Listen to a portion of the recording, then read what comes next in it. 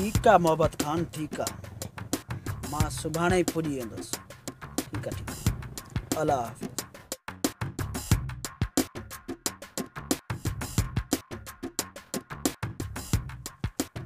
अस्सलाम वालेकुम बादशाह खान। वालेकुम सलाम।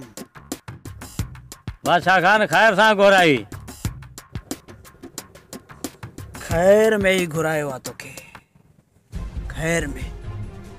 हाँ, इहा जेकी तव्हांजी ज़मीन पई आहे 5 एकड़, वठो पैसा मूंखे ॾियो। बादशाह खान तूं छा चई रहियो आहे? इहो ई तमां सही चई रहियो आहियां।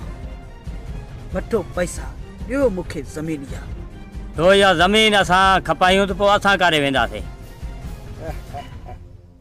चाचा मेरा तव्हां जाॾे ई वञो, पर ही ज़मीन मूंखे खपे थी, छो त हिन पूरे ॾेढ हिकु मां ई त आहियां बादशाह।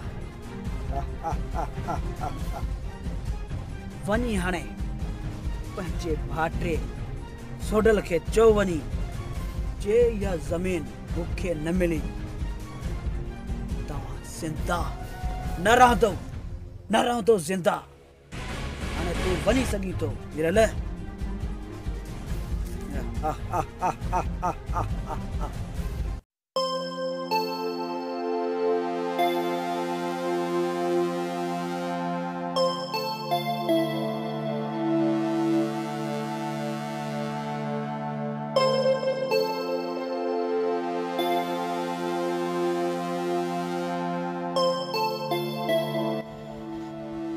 चाचो मीरल तो अचे मांजे ख्याल में। अचे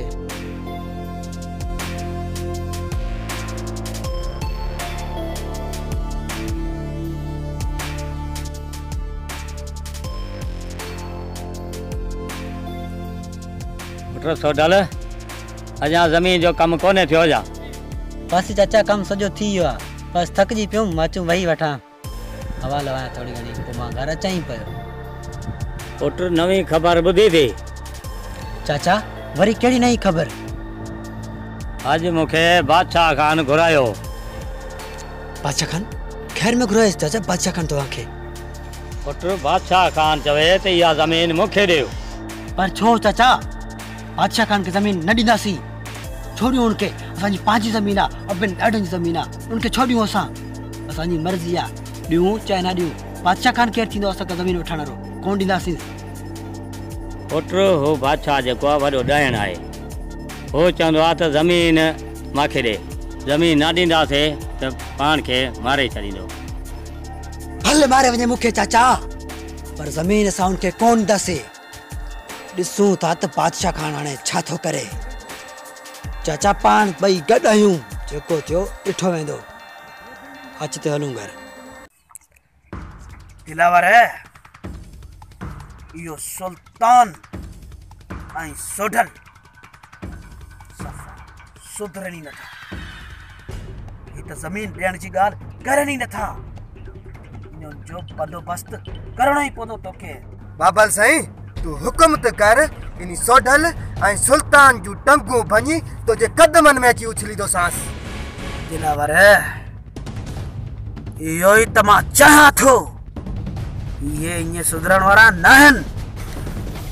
दिलावर ईअं ई करणो पवंदो। इनखे ॿुधाइणो पवंदो त ही बादशाह खान बादशाह आहे, शेर शेर आहे, शेर। बाबल साईं, इहो त मुंहिंजे हिकु हथ जो खेल आहे। दिलावर जंहिंजे पोयूं लॻे न, उन्ही जा तख़्त ई ऊंधा करे छॾींदो। दिलावर इन्ही ॻाल्हि खे ॾिसूं था त ही दिलावर केतिरो जल्दी इहो कमु करे ॾेखारे।